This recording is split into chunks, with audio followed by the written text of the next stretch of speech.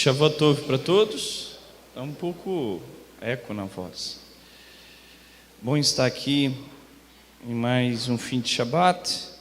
Nós vamos compartilhar da palavra. Agradeço nossos visitantes por estarem aqui.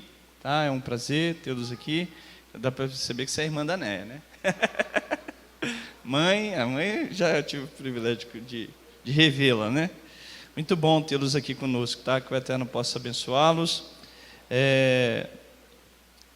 Hoje eu estava tentando preparar essa palavra e eu tenho certeza que o Eterno é aquele que vai à nossa frente, nos abençoando. E se você está aqui hoje, um propósito tem, né?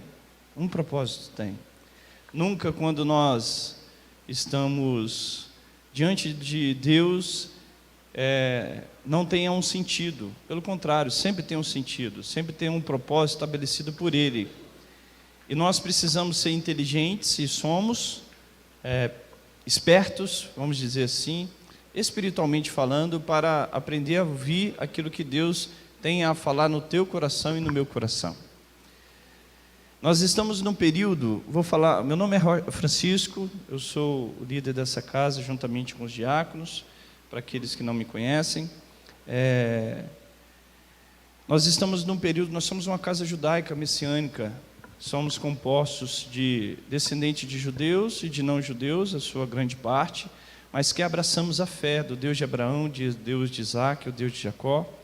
Abraçamos a fé no nosso Mashiach, Yeshua HaMashiach, que não existe nenhum nome acima deste nome. Ele é o nosso Redentor, o nosso Salvador, que transforma a nossa vida. Clamamos aqui porque pela cruz fomos atraídos, fomos chamados, e de fato fomos. Por essa cruz que hoje nós proclamamos a fé no único Deus, no Deus de Abraão, de Isaac e Jacó.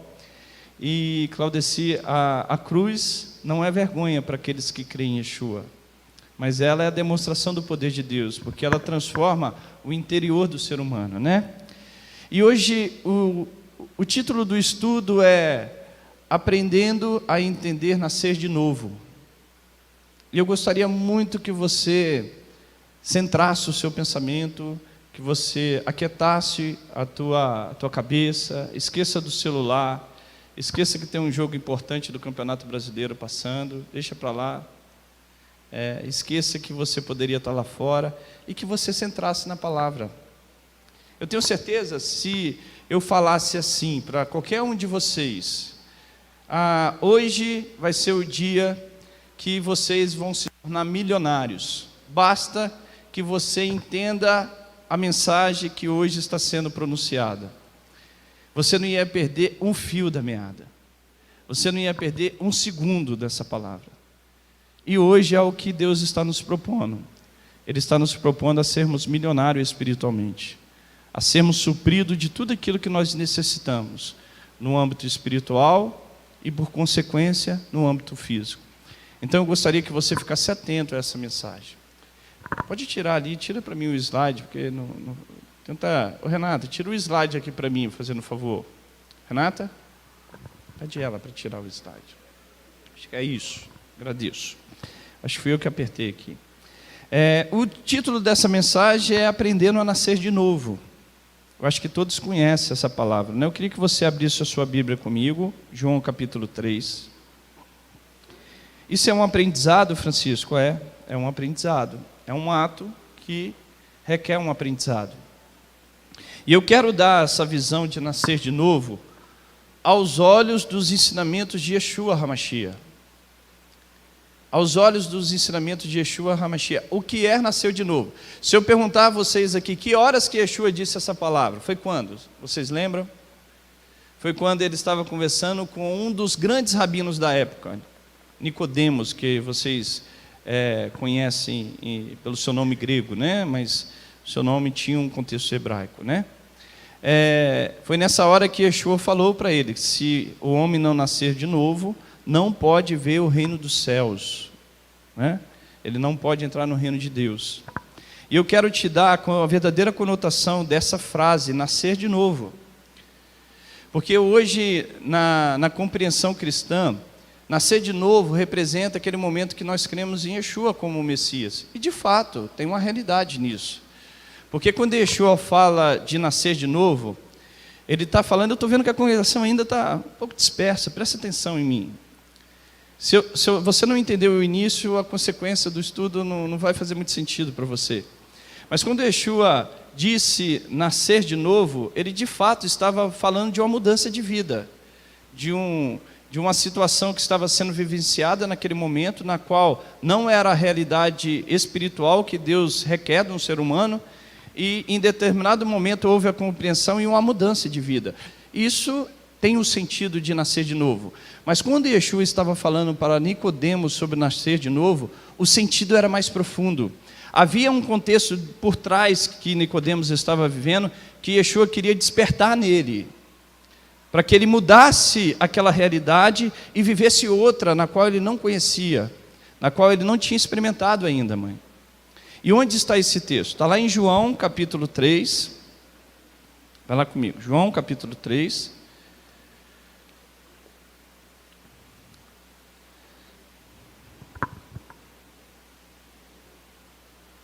Yohanan, que é o nome dele em hebraico. João, capítulo 3, no verso 1, diz assim, ó. Uma vez eu ensinei aqui para vocês, tem aproximadamente uns 2 meses, sobre a importância e o reconhecimento de Yeshua como um rabino dado por Nicodemos, né? Eu acho que vocês lembram desse estudo. Mas aqui eu quero dar outro sentido, pegar o outro lado dessa mensagem, né? No verso 1 diz assim, ó. Havia entre os fariseus um homem chamado Nicodemos, um dos principais dos judeus. Esse foi de noite se encontrar com Yeshua e disse: Mestre, sabemos que ensina da parte de Deus, pois ninguém poderia fazer esses sinais miraculosos que tu fazes se Deus não fosse com ele.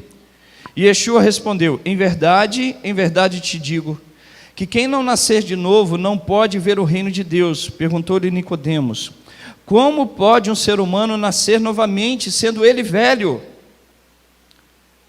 Poderá voltar ao ventre da sua mãe e tornar a nascer? E Yeshua respondeu: em verdade te digo, que aquele que não nascer da água, do Espírito, não pode entrar no reino de Deus.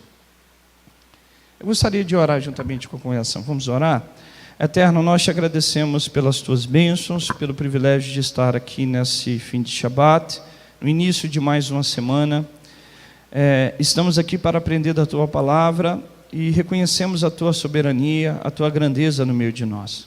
Sabemos o quão pequeno e falho nós somos, como que por causa da nossa má inclinação, da nossa má natureza, nós somos destituídos da tua glória, mas o Senhor, pelo teu amor, pela tua bondade, enviou teu Filho Yeshua HaMashiach, o nosso Redentor, para que através desse sacrifício todo homem, toda mulher tivesse o privilégio de retornar para ti.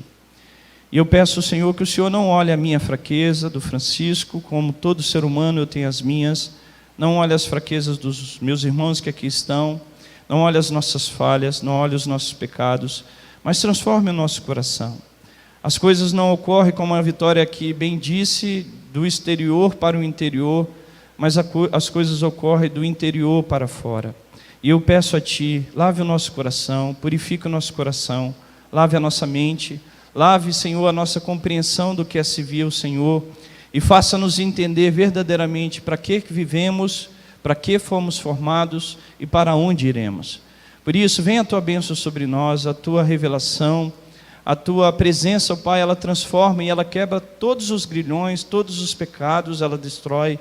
Senhor, a Tua presença nos liberta verdadeiramente, como nos ensinou o nosso Mashiach, se conhecerdes a verdade, verdadeiramente sereis livres. E é o que desejamos ser. Por isso, venha sobre nós e fale no coração de cada um que aqui adentrou, e que nós possamos sair daqui transformados pelo poder da Tua palavra. No nome de Yeshua HaMashiach. Irmãos, quando você olha esse texto, falando a respeito de Nicodemos, Yeshua chega para esse... Você sabe o que significa quando você olha o texto? Eu já ensinei aqui para a congregação. No verso 1, diz assim, ó: havia entre os fariseus um homem chamado Nicodemos, um dos príncipes dos judeus. Um dos príncipes dos judeus. Aí na sua Bíblia deve estar principais, mas o sentido é ser príncipe. Haviam algumas classes judaicas, né?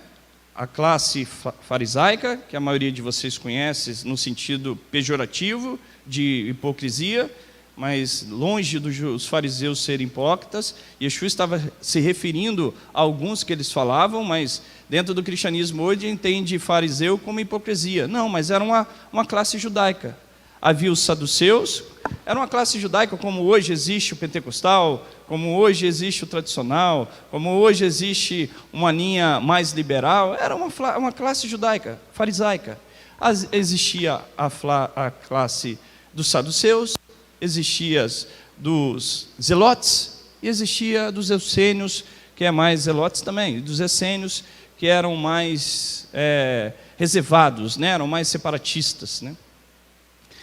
E esse era da classe dos fariseus, que pertencia a essa doutrina farisaica, né?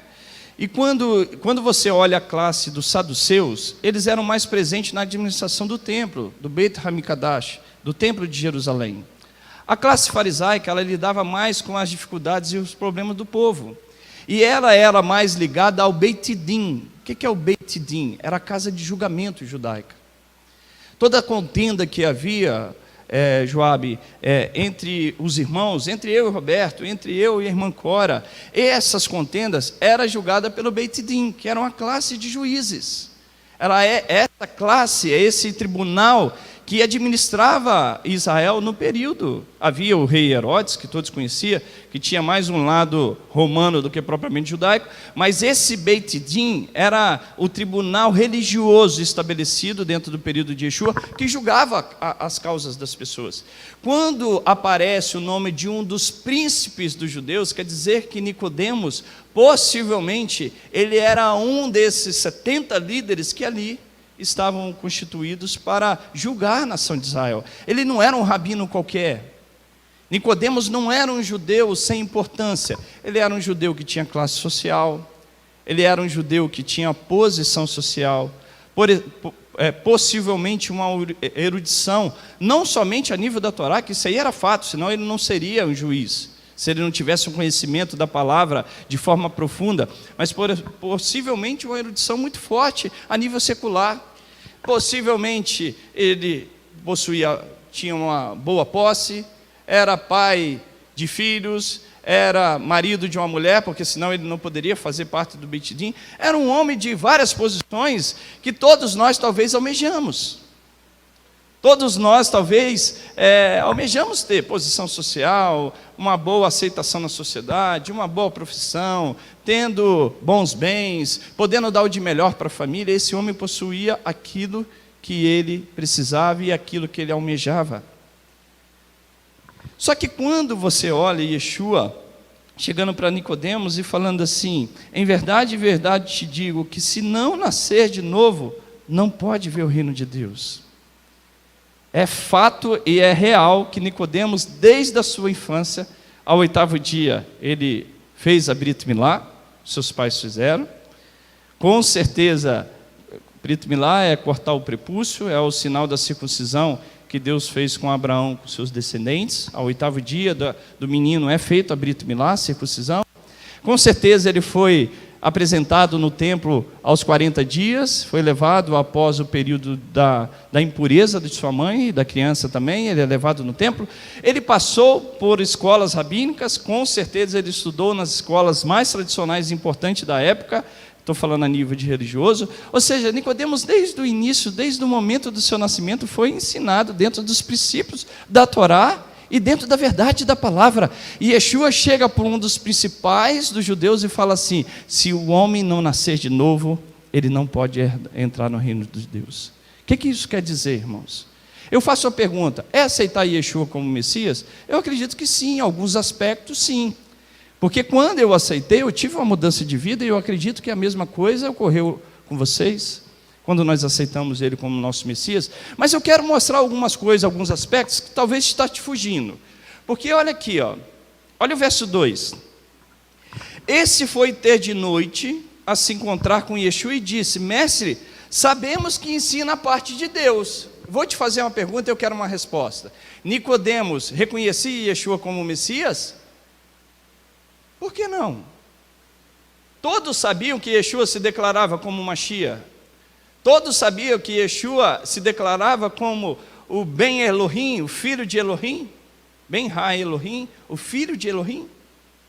Todos tinham essa consciência. E se Nicodemos chega para ele e fala assim: mestre, sabemos que tu és de Deus, ele já tinha uma consciência de que a mensagem de Yeshua, como Mashiach, como aquele que foi levantado pelo Eterno para ser o Redentor da humanidade, estava sendo se concretizando na vida dele. Continue lendo comigo, ó. Pois ninguém poderia fazer esses sinais miraculosos que faz se Deus não fosse com ele. Se ele não cresce que Yeshua era o Messias, ele não teria dito essa palavra. Ele disse que Deus era com ele. Ele acreditava que ninguém poderia fazer esses sinais se o Eterno não estivesse à frente.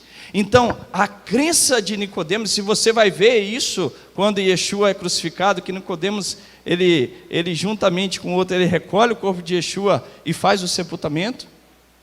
Mas você vai perceber que Nicodemos reconhece Yeshua e as suas palavras. Yeshua chega para ele e fala assim: se você não nascer de novo, não pode ver o reino dos céus. E aqui, irmãos, é a grande questão. Porque Yeshua vai no centro do problema. Yeshua, ele pega aonde está a situação que está te prejudicando no teu relacionamento com o teu Criador. Yeshua não tem meias palavras, ele vai de forma muito direta. Nicodemos, você é um dos principais dos judeus, você faz parte do Beit Din. Yeshua respeitava o Beit Din, desde que fosse algo justo e verdadeiro, um homem íntegro, Yeshua respeitava. Yeshua tinha temor e tinha respeito pelo templo, tanto que ele foi todo zeloso acerca do templo, tirando aqueles cambistas. Então ele tinha respeito pelas as instituições judaicas. E quando ele chega e fala: falta alguma coisa em ti, Nicodemos, e é necessário você nascer de novo. Ele sabia que Nicodemos tinha sido feito a Brit Milá, ele sabia que Nicodemos tinha sido apresentado há 40 dias, ele sabia que Nicodemos tinha estudado nas melhores escolas judaicas, mas faltava algo. Yeshua vai no ponto da questão. Em todo momento na relação com Yeshua, ele pega o ponto da questão. Você lembra da mulher samaritana? Um capítulo depois aí da sua Bíblia, um capítulo desse livro, no capítulo 4 de João, eu já falei isso para vocês. Quando aquela mulher está no poço de Jacó, Yeshua vindo de outro território, ele para. Deixa eu só beber uma água.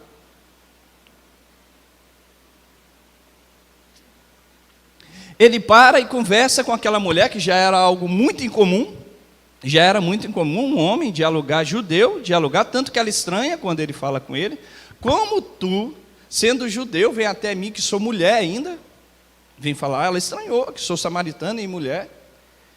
E ele chega para ela e fala assim: filha, o que você está fazendo? Eu estou para colher água, estou aqui no poço de Jacó. Ele fala: se você beber dessa água, você voltará a ter sede. Mas se você beber da água que eu lhe der, você jamais voltará a ter sede. Essa mulher se sente interessada pela água que Yeshua está propondo. Ele está propondo uma água física? Não, uma água espiritual para ela.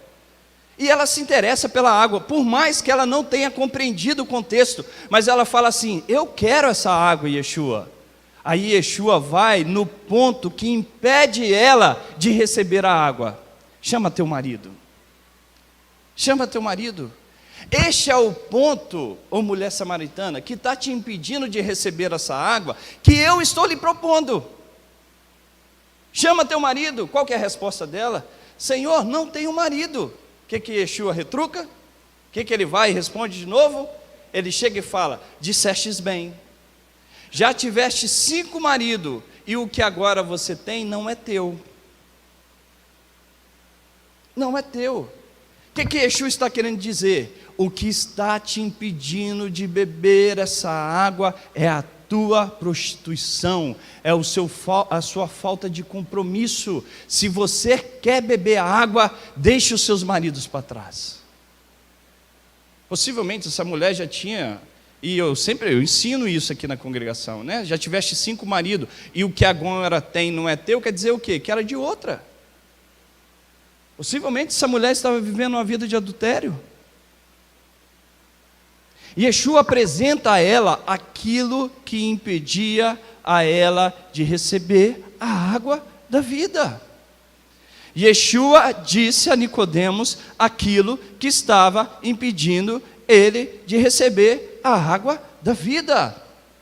Yeshua fala para mim e para você constantemente, Shabat após Shabat, dia após dia, aquilo que tem impedido de recebermos a água da vida. Se fizer a pergunta para o Francisco e para vocês, onde está o teu marido? Nós também receberemos a mesma resposta, só que o número que será colocado será mais do que 5.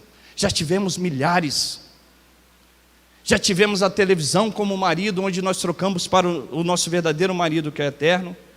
Já trocamos as prostituições, em vez de adorar o primeiro marido, que é o eterno. Já tivemos a televisão destruindo o nosso lar. Já tivemos o dinheiro destruindo a nossa casa. Já tivemos o nosso trabalho usurpando o nosso tempo espiritual. E nós estamos trocando de marido dia após dia. Uma hora é o trabalho, uma hora é outra coisa, uma hora é o futebol, outra hora é o esporte, outra hora é não sei o quê, outra hora é não sei o quê. E o verdadeiro marido está sendo deixado de lado. Vai e chama teu marido. Quem você vai chamar, irmão? Quem é o teu marido? Porque eu sei quem é o meu. Eu, Francisco, sei quem é o meu marido. E eu posso te dizer que às vezes falta de seu Hashem, o eterno. Agora, quem é teu marido? Não pense que eu estou aqui apontando o dedo para você, não. Eu tenho as minhas falhas. Quem é o nosso marido? É o eterno? Ou quem nós estamos trocando e colocando no lugar dele? Yeshua vai no ponto da questão, ele vai no cerne da situação, ele vai no verbo da frase, ele pega aquilo que impede de recebermos de fato a água viva. E você é capaz de ter um Espírito de Deus que foi soprado no teu interior para dizer àquele que é o marido que você está vivenciando, que você se aliou, que você casou.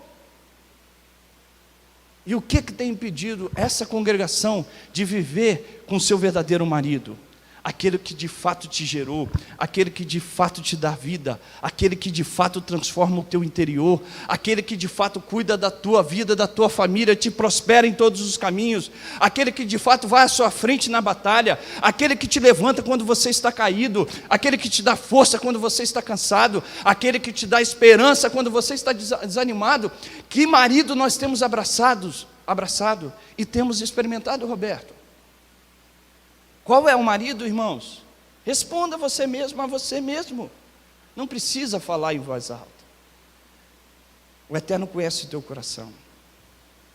Você quer ver um outro exemplo que Yeshua vai no cerne da situação? Vai no ponto da questão, Manel?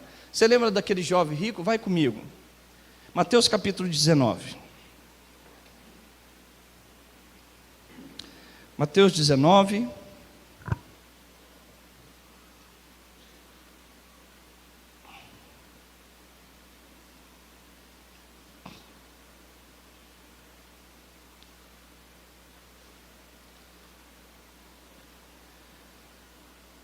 Mateus 19, do verso 16 a 21, diz assim, ó: Ora, aproximando-se dele um homem, algumas Bíblias está traduzido como jovem, e lhe perguntou: Mestre, que bem farei para ter a vida eterna? Olha a pergunta, né? É bem simples. Yeshua dá uma resposta simples. O que farei para obter a vida eterna? Claudicia, ele está perguntando. Irmãos, pare para raciocinar a resposta de Yeshua. Para raciocinar a resposta de Yeshua. E eu falo com os meus irmãos pastores e nossas irmãs, denominações que existem, são nossos irmãos. As congregações que outras existem cristãs precisam mudar a sua visão acerca da Torá. Eu não falo da obediência e da guarda conforme judeu, mas precisa mudar a sua concepção acerca da Torá. Olhe a resposta de Yeshua. Yeshua dá uma resposta para esse jovem, e essa resposta não pode ser negligenciada. Olha o que Yeshua responde. Respondeu-lhe Yeshua: Por que me pergunta a respeito do que é bom? Bom só há um, se queres, porém, entrar na vida, obedeça aos mandamentos. As mitzvot. Que mitzvot que Yeshua estava falando? Quais? Olha a resposta de Yeshua, irmão, para ele. Com toda sinceridade, e eu tenho um respeito tremendo para falar, mas essa resposta aqui, a igreja cristã de hoje não tem condições de dar essa resposta. Do jeito que está, trocando o domingo pelo Shabat, trocando a Torá como contexto de maldição, tirando, essa não é a resposta de Yeshua. Guarde os mandamentos, meu jovem. Essa é a resposta da pergunta que ele perguntou, como faço para ter a vida eterna. Mas vamos continuar. Perguntou-lhe ele, quais? Yeshua respondeu, não matarás, não adulterarás. Robertinho, enxuga meu óculos aqui, que caiu uma gota de água. Não matarás, não adulterarás, não furtarás, não dirás falso testemunho, honra teu pai e tua mãe, amarás o teu próximo como a ti mesmo. Disse-lhe o jovem, a tudo isso tenho obedecido, o que me falta ainda? Yeshua lhe disse, se queres ser perfeito, vai, vende tudo que tens, dá aos pobres e terá um tesouro no céu. Então vem e segue-me. Yeshua vai no ponto de novo. Meu filho, eu sei, você respeita teu pai e tua mãe, você guarda o Shabat, você vai ao templo, ao Beit Hamikdash fazer os sacrifícios. Eu sei que você obedece, que você não comete adultério, que você não mata, que você não fala lashon hará, mau testemunho contra o teu próximo. Mas vende tudo o que tem e dá aos pobres, ou divide, dá um pouco aos pobres e segue-me. O chamado de Yeshua para esse jovem, ou para esse homem, era um chamado apostolar. Era um chamado para fazer parte dos 12, porque Yeshua não chamava qualquer um para seguir. Ele chamou Pedro, fala, largue tudo que tem e segue, e Pedro vai. O chamado de seguir era um chamado apostolar, era de discípulo, não era um chamado qualquer. E esse jovem fala assim, Senhor, eu saio triste. Agora o Senhor tocou no ponto da minha ferida. E é o que Yeshua quer fazer, tocar no ponto da nossa ferida, sem meias palavras, mas com toda sinceridade. Nós precisamos rever a nossa vida, rever os nossos objetivos, rever a nossa essência, rever aquilo que nós temos como propósito para o dia de amanhã. Eu sempre falo aqui para a congregação, o amanhã sempre será futuro, o ontem será sempre passado, o hoje se chama presente, porque é o único momento que nós podemos mudar, é o único momento que nós podemos exercer a ação. Ontem eu não pude, amanhã não poderei, é só hoje que posso. É só hoje. Qual é o seu objetivo para o futuro? E é esse o cerne, esse é o cerne do centro que Yeshua falou, que se o homem não nascer de novo, não pode ver o reino de Deus. E é aí que eu quero entrar com vocês. Olha só que interessante. Eu quero dar o verdadeiro sentido do que Yeshua está falando, nascer de novo, ou nascer do alto, tá? O termo em grego aqui, ele não define se é nascer do alto, mas o sentido é esse, é um nascer que muda a sua vida espiritual, muda a rota da sua vida, muda a rota da tua direção, muda aonde você está caminhando. É este sentido que Yeshua está falando. Nascer de novo quer dizer que neste momento algo me impede de ter um relacionamento genuíno com Deus, e eu preciso mudar essa rota. Eu preciso nascer de novo. Olha aqui, para que você entenda, eu quero colocar aqui com vocês, para que você, eu quero que você entenda o sentido. Essa frase, nascer de novo, Yeshua não buscou ela do acaso. Ele não trouxe, Chandra, ela de um conceito que não existia na época. Até porque, se as pessoas não compreendessem, ele não falaria. Se eu falar em hebraico aqui, não tenho muita habilidade em falar, tenho mais facilidade de ler, mas se eu falar, a maioria de vocês não vai entender um contexto que eu vou falar. Então, para que falar? Para que se expressar? Se Yeshua estava falando com Nicodemos, é necessário nascer de novo, Nicodemos, embora ele não compreendeu, embora naquele momento ele questiona, mas Yeshua dá uma resposta que no final ele compreende, que no final ele entende. Mas nascer de novo é um conceito judaico. E onde está esse conceito judaico? Eu vou te mostrar. Um deles, tá? Tem outros, mas eu vou te dar, na verdade, vou te dar 3 conceitos que representam esse contexto de nascer novamente. O primeiro está lá em Gênesis, abre a sua Bíblia em Gênesis capítulo 12. Gênesis 12. Lê para mim, Roberto, só a parte A do versículo. Até quando fala Arã, né? A terra de Arã. 12:5. Isso. Está ouvindo? Estão ouvindo? Acho que sim. Levou Abrão consigo a Sarai, sua mulher, e a Ló, filho do seu irmão, e todos os bens que haviam adquirido, e as pessoas que lhes acresceram em Harã. Partiram para a terra de Canaã e lá chegaram. Isso, olha só. O que estava acontecendo?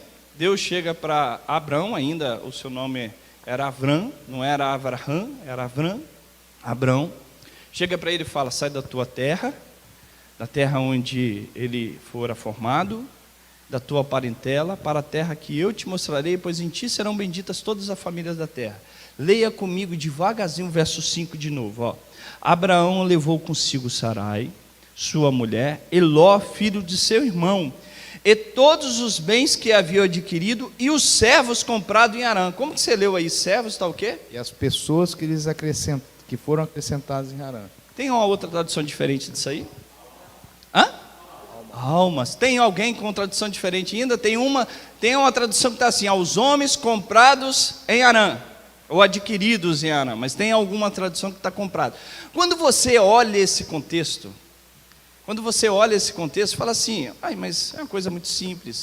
O Carlinho que tem posse, ele tem a esposa dele, posse no bom sentido, estou dando um exemplo, né? O Carlinho tem a posse, tem a empresa dele, ele tem os empregados, o Carlinho muda de cidade, os empregados preferem ir com o Carlinhos. Dá esse sentido, né? Abraão, um homem de posse, um homem de riqueza, ele muda de cidade, as pessoas preferem ir com ele do que ficar naquela terra. O sentido, quando você lê esse verso, é esse, mas não é o sentido bíblico e judaico. Por que que não é? Quando você lê em hebraico, você vai entender o verdadeiro sentido. Leia aqui comigo, leia comigo. Está aqui, ó. Vai cá Avram, depois eu vou traduzir. Vai cá Avram et Sarai, isto, veet Lot ben Ariv, veet kol de Husham, asher Hahushu, veet Hanefesh, asher Assor Baharam. O que está escrito aqui em hebraico para você entender como a sua tradução não conseguiu pegar o fio da meada, não conseguiu traduzir o verdadeiro sentido desse e foram com eles? Olha aqui, ó, vou traduzir em português. Vai crava Abraão et Sarai isto e tomou Abraão a Sarai sua mulher. Está fácil de entender, está igual a sua tradução. E tomou Abraão a Sarai, sua esposa, sua mulher, né? Aqui vem da palavra Ishá, estou, sua mulher. Veet Lot ben Ariv, Eló, filho de seu irmão. Algumas Bíblias já traduzem como sobrinho, né? Mas é filho de seu irmão. Veet Kol Rehusham, e todos os seus acúmulos, tudo aquilo que ele acumulou. E aqui repete, que acumulou, é uma repetição, então tudo aquilo que ele tinha acumulado, aquilo que ele acumulou, veet hanefesh, está vendo em branco ali? Hanefesh. Eu já ensinei para vocês como é homem hebraico. Como que é homem hebraico? Ish. No plural seria anashim. Ali não está escrito homens. Não está escrito homem no plural e nem no singular. Está escrito nefesh. O que é nefesh? Vocês sabem. O que é nefesh? Alma. Alma. E olha que interessante você continuar lendo, ó. Asher Assur Baharam. Ou seja, e as almas que eles fizeram em Harã. Fizeram. Que eles fizeram. A palavra Assur vem da palavra assá, que é fazer. Que eles fizeram. Por que que aqui está a alma? Porque Abraão, ele já proclamava o moniteísmo. Ele já proclamava a fé no único Deus. Essas pessoas que escolheram partir com Abraão são pessoas que aderiram à fé no único Deus. Por isso que a Torá chama de almas e não de homens. Foram eles que partiram com Abraão, porque eles não queriam viver naquela terra de idolatria, mas eles queriam viver a fé de Abraão e de Sara. É isso que os rabinos ensinam. Por isso que está Nefesh. Ali o rei aqui é só um artigo. As almas. A alma, na verdade, né? Por que eu estou mostrando esse texto aqui para você? Existe um ensinamento judaico acerca dessa frase, que ele levou as almas, e que eles fizeram essa alma, eles fizeram as almas. Existe um comentário judaico que está no Talmud acerca desse contexto, dessas almas que foram com Abraão. Olha o comentário judaico, está ali, ó. Nascer de novo, leia comigo. E as almas que eles criaram em Harã, ele está falando desse texto aqui, ó. E as almas que eles criaram em Harã, e Harã aqui era o território, né? Aí ele está falando, o que significa? E as almas que eles criaram em Harã? Disse o rabino Elazar ben Zirá, mesmo que toda criatura na terra conspirasse para criar, mesmo um mosquito, eles não poderiam lhe dar uma alma. Uma alma. Você pode criar um prédio, você pode criar um robô, você pode criar um objeto que pensa, um objeto que age, mas uma alma o ser humano não é capaz de criar. As almas eles fizeram. Portanto, eles devem ser aqueles que viveram com eles e se converteram. Esse significa convertido, por isso diz feito, que a palavra aqui, ó, assu, quer dizer feito. Por isso diz feito. O objetivo era ensinar a você que cada um que traz um adorador de ídolos e o converte, é como se ele tivesse criado, nascido novamente. Nascido de novo.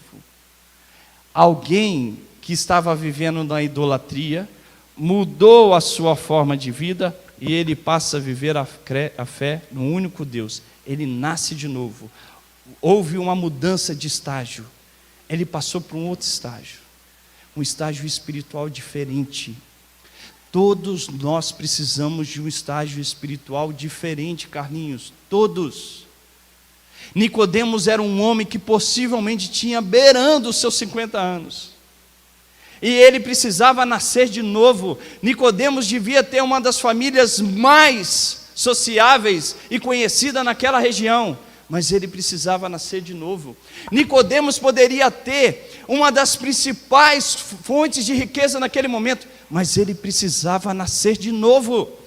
Nicodemos poderia ter a maior erudição da época a nível da Torá, mas ele precisava ter uma mudança de estágio na sua vida. Precisava. E eu quero mostrar alguns textos bíblicos que isso ocorreu para enfatizar o que é nascer de novo. Vai comigo em Jó. Todo mundo conhece esse texto, né? Em Jó. Jó capítulo 42.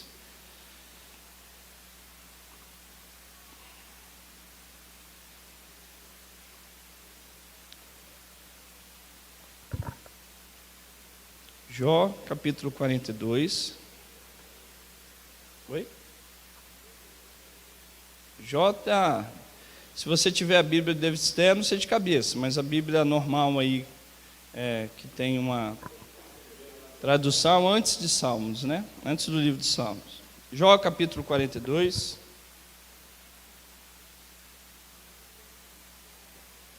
A ordem da Bíblia judaica é diferente da Bíblia que estamos habituados. Jó 42, verso 1 diz assim, ó, irmãos, olha que interessante, o primeiro capítulo, mãe, desse livro de Jó, primeiro capítulo, Deus fala para Hassatã, que as pessoas conhecem como Satanás, é a tradução mais literal, né? Mas literalmente significa o adversário. Deus chega para ele e fala assim, está vendo o meu servo Jó, homem justo, tzadik, ish tzadik, homem justo, reto, e não há na terra ninguém semelhante a ele. Você imagina Deus falando isso de você, Graças? Ishat Sadkar, mulher justa, mulher temente a Deus, não há ninguém na terra semelhante a ela, igual Roberto, homem justo, temente a Deus, não há ninguém semelhante a ele na terra. Só que esse homem teve que passar tanta provação, tanta situação. Olha o capítulo 42, mas o que eu quero olhar?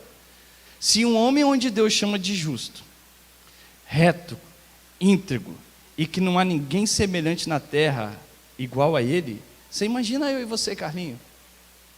Você imagina eu e você, Roberto? Imagina eu e você, irmão Alberto? O que nós precisamos passar para que a gente alcance esse estágio de nascer de novo? Imagina, Alex. Deus não vai olhar para nós com um olhar de repulsa. Ele vai olhar, eu sei que o meu filho tem mais dificuldade do que o outro, não são semelhantes a Jó, mas eu vou tratar você para que você seja perfeito igual a ele. Você não tenha dúvida. Você não tenha dúvida. Basta que você queira. Basta que você saia desse estágio onde que você procure um monte de marido que não é o nosso Criador. Basta que a gente deixe esses maridos para trás e a gente possa prosseguir no caminho de perfeição que o Eterno requer de nós. Mas chega lá Jó no capítulo 42, no verso 1, ele fala assim, ó: então respondeu Jó ao Senhor: eu sei que tudo tu podes, Senhor, e nenhum dos teus planos pode ser impedido. Quem é aquele que perguntaste, que sem conhecimento encobre o conselho?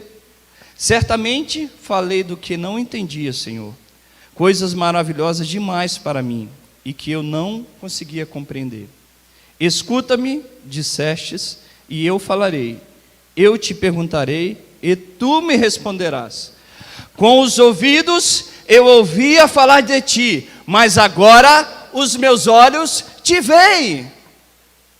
Uma mudança de estágio, um nascer de novo, Carlinho. Um homem que eu não sei te dizer quanto tempo estava servindo a Hashem. Eu não sei te dizer o quanto que ele se dedicava para Hashem. O que eu sei te dizer é que nós não nos assemelhamos a ele, homem íntegro e reto, na qual não existe ninguém na terra semelhante a ele. Eu te garanto que nós não estamos nesse estágio. Mas esse homem, ele chega a falar: antes eu ouvira falar de ti, mas agora os meus olhos te veem. Uma coisa eu posso te garantir: se continuarmos com os nossos maridos, não veremos, não entenderemos, não saberemos além dos olhos, além do ouvir, não veremos.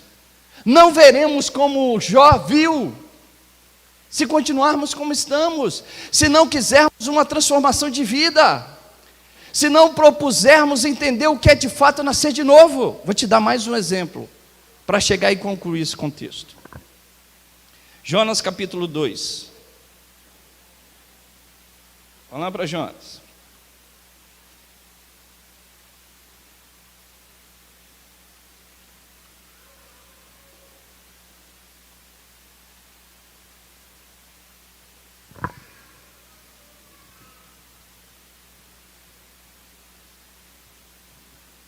Jonas, além de fugir de Deus, fugiu da minha Bíblia aqui também. Na boca do peixe. Jonas capítulo 2. Eu quero ler o texto de 1 a 10 para você. Ó. Leia comigo. Olha aqui. Eu não preciso contar a história de Jonas para vocês, né? Eu acho que todos conhecem a história de Jonas. Ora, orou Jonas ao Senhor, seu Deus, das entranhas do peixe, e disse-lhe: na minha angústia clamei ao Senhor, ele me respondeu. Das profundezas da sepultura gritei. Essa palavra aqui, sepultura em hebraico, é Sheol, que quer dizer, é uma palavra que quando de fato o homem perdeu a sua vida, ele perde a sua vida. Sheol. E tu ouvistes a minha voz. Tu me lançaste no profundo, no coração dos mares, e a corrente me cercou. Todas as tuas ondas e as tuas vagas passaram por cima de mim. Eu disse: banido estou de diante dos teus olhos, todavia tornarei olhar para o teu santo templo. As águas me cercaram até a alma, os abismos. Essa palavra abismo também, mãe, ela é muito interessante, que ela é terrom.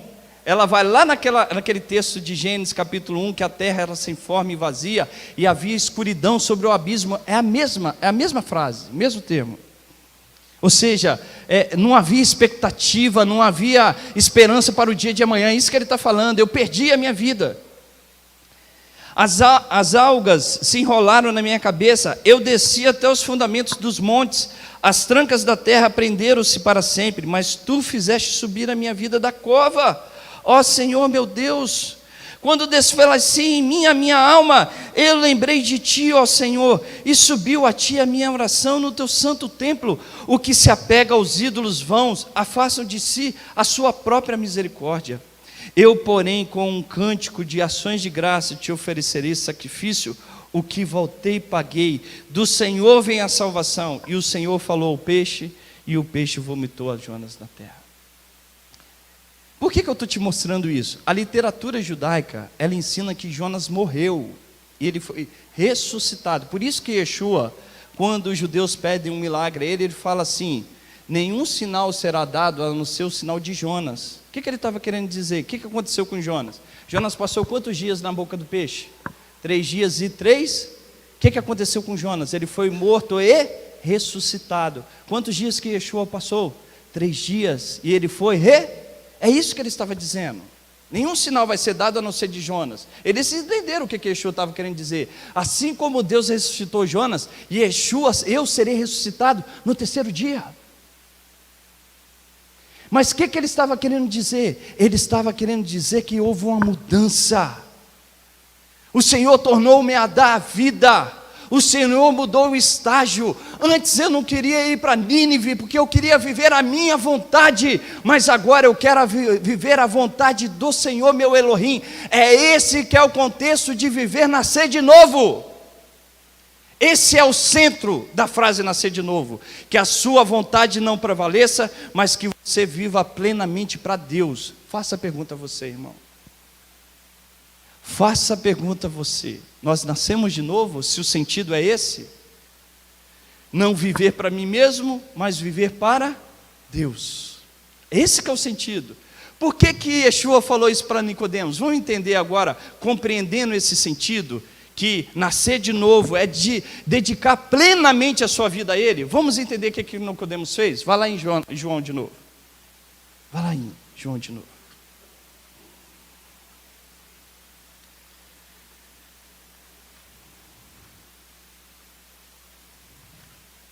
Você lembra que eu falei que Nicodemos era um homem de posição, Mateus?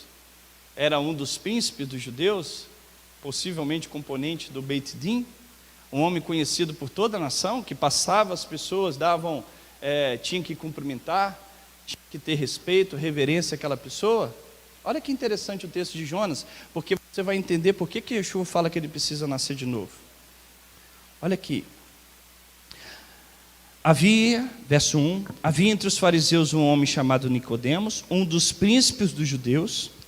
Este foi ter de noite se encontrar com Yeshua. Você sabe por que ele foi de noite?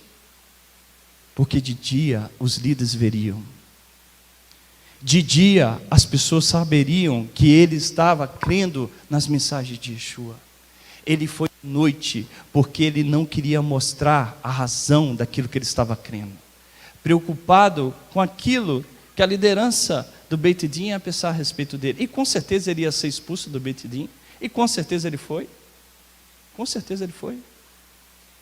Foi ter de noite. Yeshua chega para ele: se um homem não nascer de novo, se o homem não ter na sua essência a vontade de Deus, viver para Deus e esquecer a vontade dos homens, ele não pode entrar no reino de Deus. Vamos tirar Nicodemos da história e vamos colocar nós. Vamos colocar nós. Todos nós estamos vivendo para Deus. Eu faço a pergunta aqui. Eu, como líder dessa casa, juntamente com o Roberto, com o pastor José, eu fico triste quando eu vejo os irmãos. Triste quando eu vejo os irmãos que deixam de nos ajudar, porque ficou chateado com A ou B.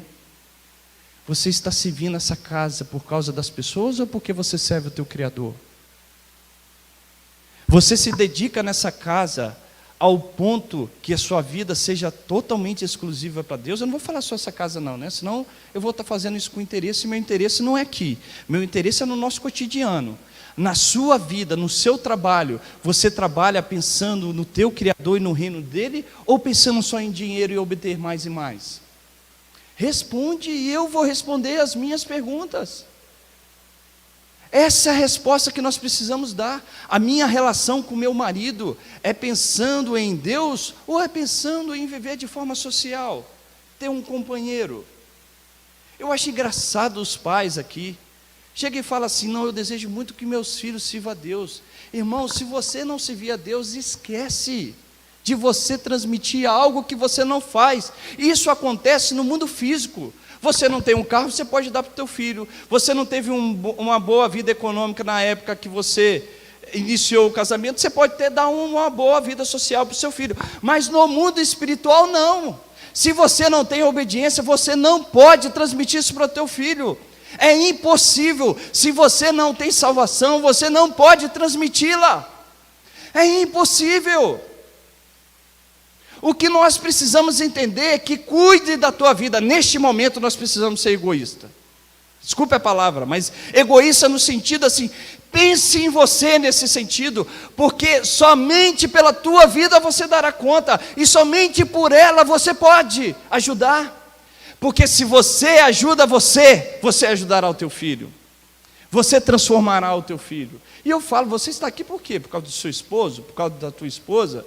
Por causa da tua mãe? Por causa do teu pai? Por causa do teu filho, da tua filha? Se este é o motivo que você está aqui, esquece. Nós precisamos nascer de novo.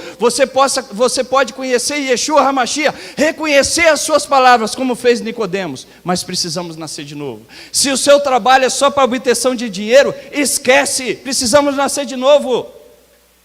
Precisamos pensar que no nosso trabalho, eu tenho um empregado que passa necessidades emocionais, financeiras, e eu preciso estar atento para isso. Você tem um colega do lado do seu trabalho que precisa da tua oração. Se o teu trabalho, a tua escola, onde quer que você vá, se o sentido não for servir a Deus, nós não nascemos de novo.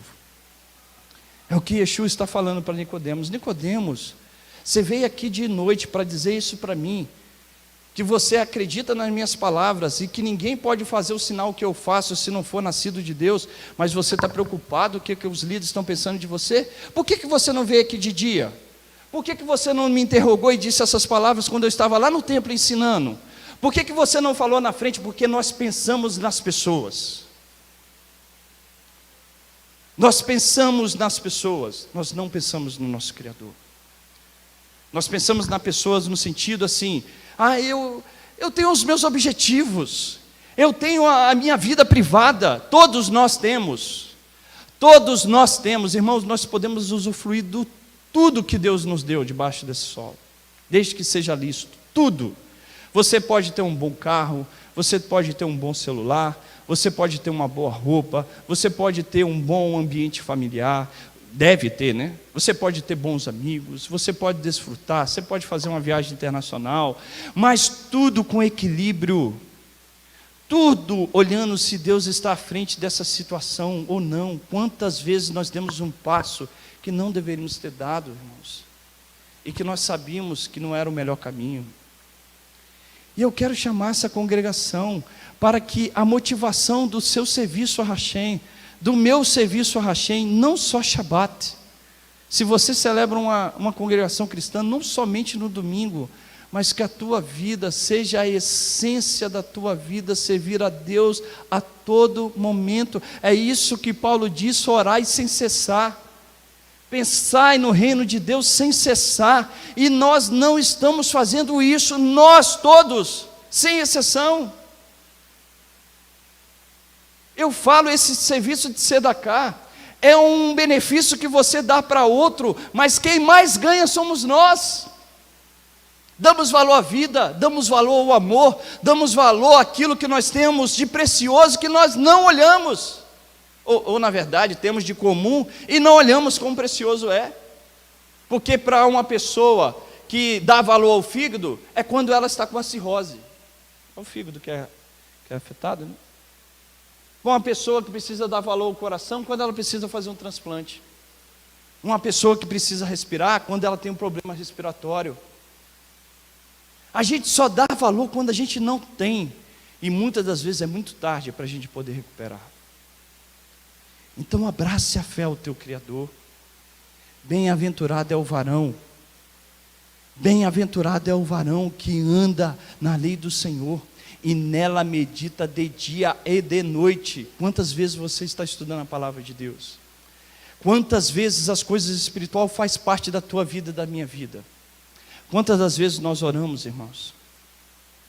Por mim, pela minha família, pelo meu próximo, pela essa sociedade que está tão corrompida. Quantas vezes, se a resposta de você, sua e minha for só Shabat, for só domingo, precisamos nascer de novo. Precisamos ter Deus como centro de nossas vidas. Se você sair daqui com essa compreensão do que Yeshua estava falando para Nicodemos, que nascer de novo é servir a Deus como a sua maior essência, como o seu único objetivo, acreditem, todas as coisas vos serão acrescentadas. Vamos ficar de pé? Eu tinha muito para falar ainda, mas melhor parar por aqui, né? Eu acredito que vocês entenderam a mensagem. Nós servimos a um Deus que nos ama. Essa frase aqui, ó, todas as vezes que eu adentro aqui nessa congregação, Shabat após Shabat, eu lembro dessa frase. Eu entendo ela perfeitamente, eu gostaria que vocês entendessem. Essa frase aqui está descrita em Êxodo capítulo 34, e ela fala muito do nosso Messias, muito do nosso Messias, muito. Essa frase aqui está dizendo assim, ó, Adonai, Deus, compassivo, misericordioso, tardio em ira e grande em graça e verdade. Você sabe quando aconteceu isso? Foi quando a nação de Israel cometeu o pecado do bezerro de ouro.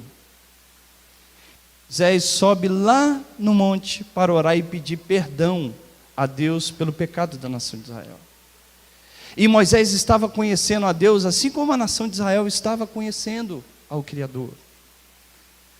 Israel tinha conhecido o Deus que julga o Egito, que julga o faraó, que trouxe as 10 pragas, que tirou Abraão da terra e levou para um lugar, que levou Jacó para o Egito, lá eles permaneceram, lá eles cresceram.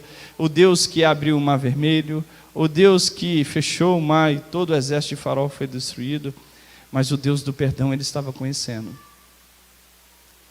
E quando Moisés vê os caminhos e a glória de Deus e a essência de Deus, que é amar e perdoar o ser humano, essa é a essência de Deus. Deus é justo e ao mesmo tempo benevolente. Só não dá para compreender esse Criador.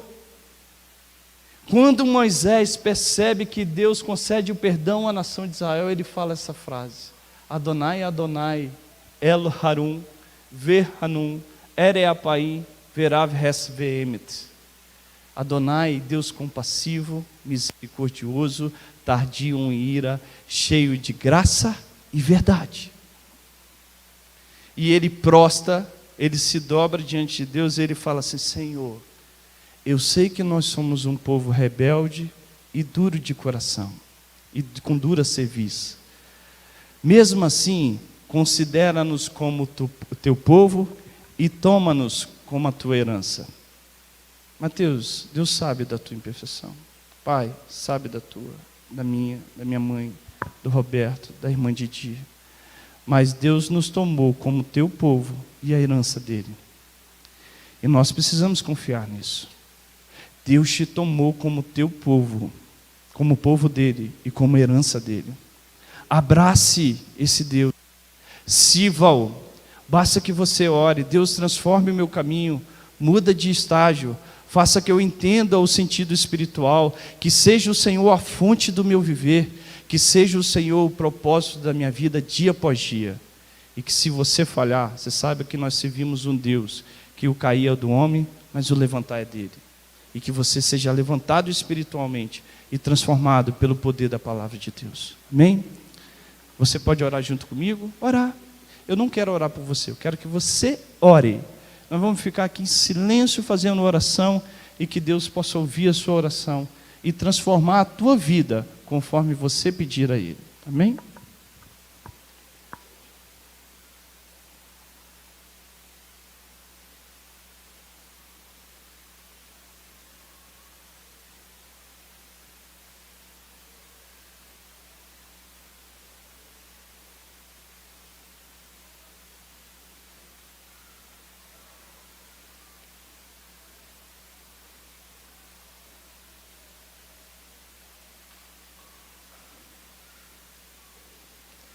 Eterno, nós te louvamos pelas tuas bênçãos, pelo privilégio de estarmos aqui na tua casa, por recebermos a tua palavra, por sabermos que tu és um Deus que transforma as nossas vidas. Eu desejo muito, ó Pai, que o Senhor transforme o meu coração para o bem, para te servir, para lhe amar, com todo o meu ser, com todo o meu coração e com toda a minha força. Este é o meu desejo, essa oração para junto de ti. Eu tenho muitos desejos, ó Pai, físicos, tenho muitos desejos de ter bênçãos neste mundo que nós vivemos, mas nada supera o desejo que eu tenho de amá-lo e de servir com todo o meu coração. E eu também acredito que esta é a oração dos teus filhos. Eu peço que o Senhor nos ouça e que o Senhor derrame sobre nós a tua bênção, a tua salvação, de maneira, Senhor, que todo momento a gente tenha a certeza e a plena convicção que o Senhor está conosco, que o Senhor tem nos guardado e nos abençoado. Faça florescer do nosso interior para fora a nossa alegria, a nossa salvação, e que as nossas vozes levantem gratidão a Ti por toda a bênção que o Senhor tem nos dado. Transforme cada marido, transforme o coração de cada mulher, de cada filho, de cada família, de maneira que nós sejamos de fato a luz deste mundo e o sal dessa terra. Este poder, Senhor, não vem do homem, mas como diz a Tua palavra, não por força, nem pelo poder, mas pelo Teu Espírito. Por isso, fale a cada um de nós, incomode quando nós estivermos pecando contra Ti, de maneira que a nossa essência, a nossa vida, seja viver para Ti, para a honra e glória do Teu nome. É o que nós oramos e pedimos no nome de Yeshua HaMashiach. Amém.